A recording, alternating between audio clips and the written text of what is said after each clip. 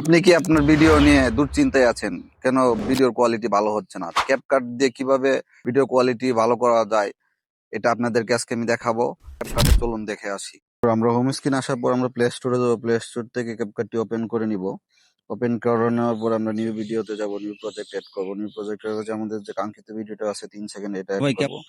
এটা এড করার পর সাউন্ড আমরা মিউট করে দেবো। যেহেতু আপনাদেরকে আমি শুধু কালার গ্রেডিং নিয়ে দেখাচ্ছি, দেখেন এটা যে পর্যায়ে আছে তার চেয়ে ভালো একটা কোয়ালিটি হবে। প্রথমে আমরা এটা অ্যাডজাস্ট করব। অ্যাডজাস্টে গিয়ে আমরা এটাকে অটো অটো এনহ্যান্স করে দিব। অটো অ্যাডজাস্ট পরেরটা পরে আমরা এটা করব, ঠিক আছে? তারপরে ভিডিও কোয়ালিটি, অ্যাডজাস্টে যাব, ভিডিও কোয়ালিটি, অটো এনহ্যান্স।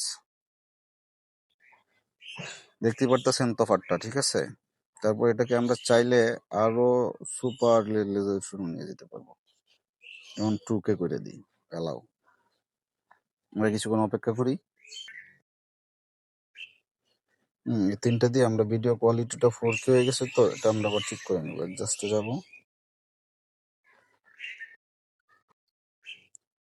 একটু কালেকশনটা তো ঠিকই ছিল, আমরা একটু ওই যে আলোটা একটু কমাই দিব। হ্যাঁ, বেশি খারাপ দেখা যাইতেছে, তো এখন মোটামুটি ভালো দেখা যায়, ঠিক আছে না?